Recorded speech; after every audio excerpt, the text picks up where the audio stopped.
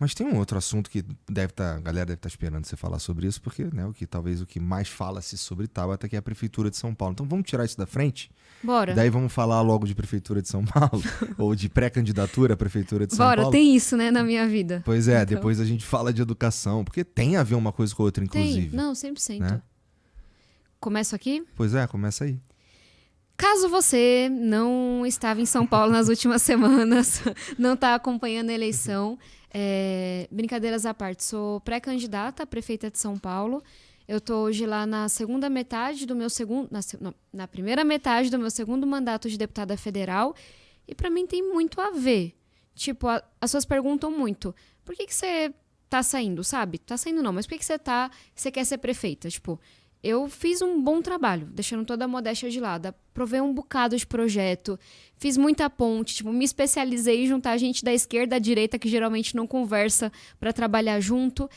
Mas acho que uma das coisas que pegou para mim é que eu aprovei muita coisa legal lá em Brasília, mas eu vi nessas mesmas áreas São Paulo andar muito para trás. E na educação foi meio que assim. Uhum. É que, Enfim, putz, eu fico pensando, fala aí. não é sobre, você quer fazer mais, é isso? Porque assim, você já tem um mandato, você é deputado federal, pô. Virar prefeito me parece uma trabalheira muito maior. Então, assim, do jeito que eu enxergo, pode ser uma coisa boa, pode ser, assim, no sentido de, você não precisava, sabe? Você tá vendo, você e outros, na real, tem vários outros caras que estão nessa pira também. Mas virar prefeito parece uma responsa, assim, muito da marra de São Paulo, né? Uma puta cidade. Não, então, total. assim, uma puta responsa. Porque essa pira nasce de algum ponto, né? Eu acho que tem uma coisa, assim, do momento de vida e com exatamente o que eu vivi em Brasília. Pra mim, ser prefeito não é trabalho de gabinete. Não é, tipo, igual ser senador, que você... na teoria tá lá, distante, em Brasília, vendo, é um horário mais controlado. Prefeitura, pra mim, uma boa prefeitura, tipo, tá lá na enchente, tá lá na tragédia, tá lá cuidando das pessoas, tá lá visitando todos os bairros. Tipo, não tem feriado, não tem noite, não tem madrugada, é um intensivão. E eu tenho esse propósito. Eu quero ser prefeita por 8 anos.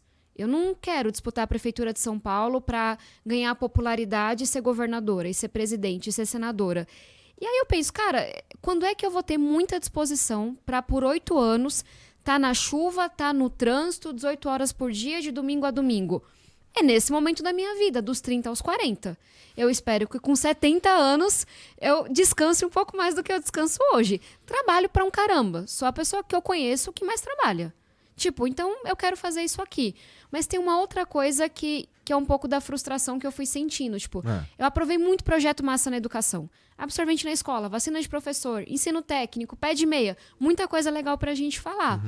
Mas se eu pego esse mesmo período que eu tava lá aprovando um bocado de projeto massa, São Paulo literalmente foi a capital que mais andou pra trás no país.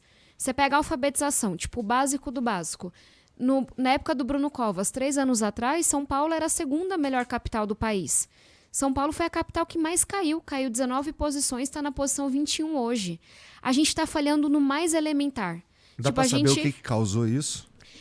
Essa é uma pergunta que a gente vem se questionando para a prefeitura e eu tenho algumas hipóteses. Como é que a capital mais rica do país é simplesmente a capital que mais cai no ranking de alfabetização? Tipo, de cada 3 alunos, 2 estão sendo passados de ano sem saber ler e escrever. Eu tenho algumas hipóteses. Primeiro, tem muita denúncia de corrupção. Tipo, de máfia da creche, a parcelamento de contrato. Tem altos BOs que a justiça está investigando. Eu acho que essa é uma questão. Tem outra questão que a galera não leva a educação a sério. Tipo, as pessoas não fazem a conta. Vai até a página 2. Falam, é alfabetização. Não engaja, não gera like. Mas as pessoas não enxergam que o moleque que não é alfabetizado, a menina ou o menino, não vai aprender português, não vai aprender matemática, não vai aprender história, não vai conseguir, tipo, ver um porquê da escola, vai ficar desestimulado e vai sair. E essa é uma criança que vai estar na rua, exposta ao crime, à violência, às drogas. Aí depois a gente se pergunta, por que é que a criminalidade está aumentando em São Paulo? Por que é que a Cracolândia fica cada vez maior? Por que é que a gente tem esse tanto de jovem que não estuda e não trabalha? O menino não aprendeu a ler e escrever, como é que ele vai fazer um curso técnico? Então, acho que tem corrupção, tem falta de priorização, tipo, a educação fica legal no discurso, mas ninguém leva a sério, e falta visão estratégica. Tipo, a prefeitura deveria estar focada em, cara, eu vou fazer o básico bem feito em educação. São Paulo vai ter a melhor escola pública do Brasil. São Paulo vai colocar essa molecada toda em educação integral. Inglês, esporte, cultura. Mas aí você pega o segundo maior investimento do país, que é o que São Paulo faz. Deveria ser investimento, né? Mas é um gasto que não está gerando retorno nenhum. E São Paulo tem 8% das crianças em tempo integral. Aham. Então, é um pouco assim até das perguntas que eu espero que as pessoas respondam nessa eleição. Por que que tá assim? Será que não falta alguém que priorize a educação? Que entenda que a gente está falhando no mais elementar? Que isso impacta a saúde, impacta a segurança? Então, assim, eu poderia dar 20 mil exemplos. Aprovei um projeto massa de mudanças climáticas. O projeto mais importante do Congresso dos últimos 6 anos, eu que escrevi, aprovei e foi assinado essa semana. Mas aí também esse título de projeto mais importante vem de uma fonte enviesada. Mas de mudanças climáticas é. Tô brincando. Não, mas pode olhar. Da esquerda à direita, até com Flávio Bolsonaro eu negociei para aprovar esse projeto. E no final das contas ele entendeu que era importante. Mas aí você olha São Paulo. São Paulo hoje tem um plano de mudanças climáticas que nunca saiu do papel. O que isso significa? Que vai chover ano que vem e a gente não vai estar mais preparado. Então acho que é uma coisa assim, cara, muito legal que você está lá discutindo em Brasília coisas para o Brasil inteiro. Mas se nesses mesmos temas a sua cidade, eu moro aqui, eu vou para Brasília terça e volto quinta, toda semana. Aí você vai para tua cidade e aqueles mesmos temas que você está debatendo, tipo, estão andando para trás. Então acho que tem um pouco disso também. Dá pra gente multiplicar o exemplo da... Acho que é Sobral, né? Que é uma referência. Dá pra gente multiplicar, tipo, espalhar isso, começando talvez por São Paulo, vai? Olha, 10... Nossa, eu tô ficando velha. 10, 12 anos atrás, quando eu estava na faculdade, eu ouvi falar de Sobral. Tipo, Sobral alfabetiza 100% de suas crianças, tem a melhor educação pública do Brasil, 4 horas de Fortaleza, não é a cidade mais rica. E eu fui lá para Sobral, tipo, fui estagiária na época, fiz pesquisa sobre Sobral. E o que eu vi lá é um arroz com feijão bem feito. Que, tipo, a gente tem condições de fazer em São Paulo. Uma formação séria dos profissionais que estão em serviço hoje. Pois é, o que é esse feijão com arroz bem feito? Ele é... Feijão com arroz prevê que, assim, não tem complexidade nisso daí que você tá falando. É simples. A primeira coisa que Sobral fez, a gente vai alfabetizar 100% das crianças. Tá. Não importa se elas já passaram da idade, não importa se elas têm deficiência, se elas moram na periferia ou no centro. A gente só vai sossegar quando alfabetizar 100%. Esse é o pacto da cidade. Dá para fazer isso em São Paulo. São Paulo já esteve no topo do ranking de alfabetização, hoje está na posição 21. Outra coisa que Sobral fez, a gente vai investir nos professores. E salário é importante, mas não é só isso. É você ouvir o professor na hora que você vai escolher o material, na hora que você vai construir a política da educação. É você trazer o professor para a sala de aula de volta. Sobral tem a melhor escola de formação continuada de professores do Brasil. Por que a gente não pode ter isso? A gente tem tanto dinheiro para investir. E aí você vai olhar o que acontece em São Paulo. Eita. Pior que é spam, telemarketing. Já desliguei aqui. Inclusive, vou bloquear esse número. Mas quando eu olho, tipo, eu tava lá em Sobral e eu olho hoje, alfabetização, formação e valorização dos professores. Sobral fez uma coisa muito óbvia que a gente não faz, que é entender que da merendeira à diretora todo mundo importa nesse processo. Quando uma escola bate a sua meta, melhora o seu resultado, em Sobral, a merendeira recebe um bônus, o professor recebe um bônus, o diretor recebe um bônus. A gente não tem isso em São Paulo. A gente joga toda a pressão em cima do professor. E essa é uma proposta que eu trago. Ó, vai ter meta por escola, a gente vai ter que melhorar da periferia ao centro, mas quando uma escola melhora, todo mundo que trabalha ali tem que ser reconhecido com dinheiro, com bônus, com uma remuneração. Então tem todo um beabá, tipo, você... Afasta a política da educação, a politicagem. A gente tem hoje diretorias regionais de ensino, que são as nossas DREs. Técnico, mas são 13. A gente divide a cidade nelas.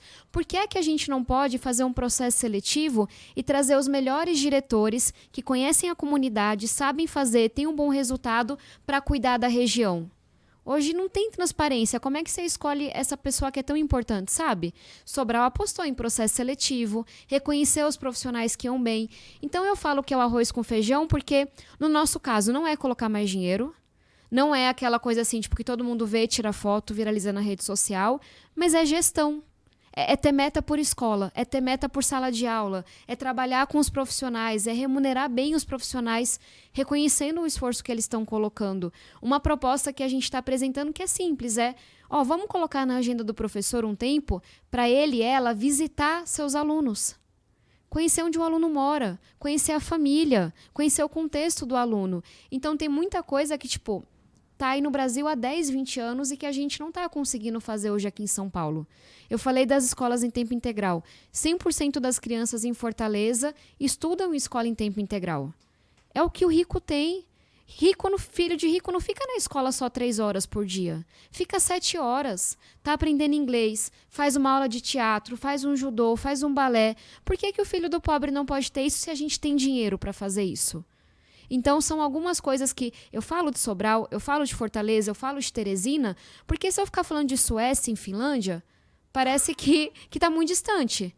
Agora, se a gente, vamos olhar assim, anos iniciais do ensino fundamental, do primeiro ali, o que era a 4ª série na minha época, né, ao 5º ano. Gente, você pega as 77 maiores cidades do estado de São Paulo. A capital está na posição 76, no penúltimo lugar. Então, se a gente se compara com o resto do estado e com o resto do país, São Paulo está muito aquém do que a gente merece. E acho que está faltando a gente se indignar. A gente se perguntar e falar, tá certo isso? Será que a gente não pode mais? Será que a gente não tem que começar a encontrar quem são os responsáveis por isso? Então, é um pouco dessa reflexão mesmo que eu venho fazendo. Aí a gente está falando especificamente de São Paulo, por razões óbvias, mas assim, é um problema bem maior, na verdade. Né? A gente está falando... esse problema, se você for numa escola lá do Rio, lá, os municipais lá, elas vão estar nas mesmas condições. Então a gente está falando de uma parada maior.